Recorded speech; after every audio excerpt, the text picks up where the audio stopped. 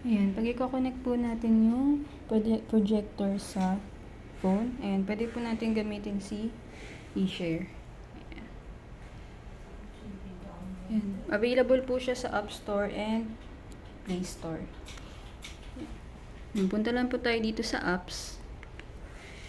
Ayan, then click nyo po si eShare. Ay, maklik.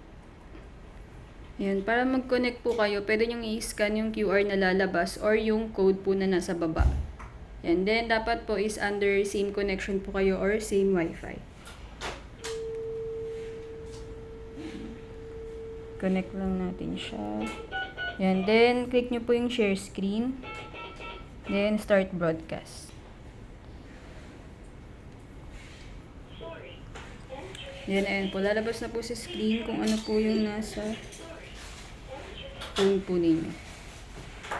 Ayan siya.